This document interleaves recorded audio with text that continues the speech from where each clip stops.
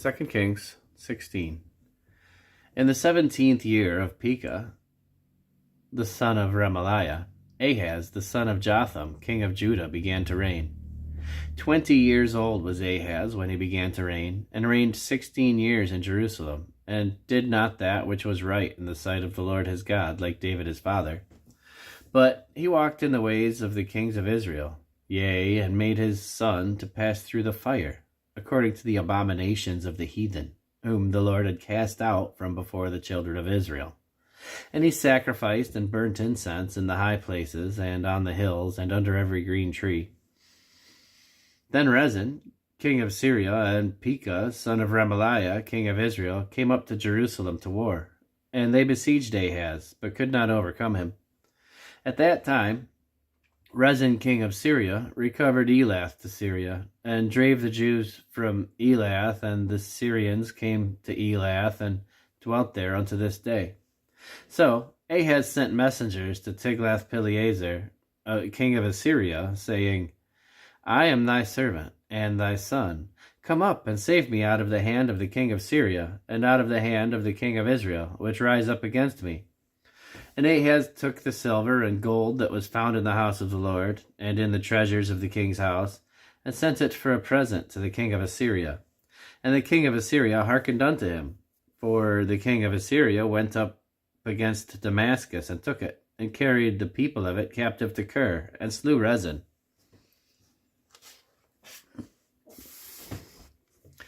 And King Ahaz went to Damascus to meet Tiglath-Pileser, king of Assyria, and saw an altar that was at Damascus. And King Ahaz sent to Urijah the priest the fashion of the altar, and the pattern of it, according to all the workmanship thereof. And Urijah the priest built an altar according to all that King Ahaz had sent from Damascus. So Urijah the priest made it against King Ahaz came from Damascus. And when the king was come from Damascus, the king saw the altar, and the king approached the altar and offered thereon. And he burnt his burnt offering and his meat offering, and poured his drink offering, and sprinkled the blood of his peace offerings upon the altar. And he brought also the brazen altar, which was before the Lord, from the forefront of the house, from between the altar of the house of the Lord, and put it on the north side of the altar.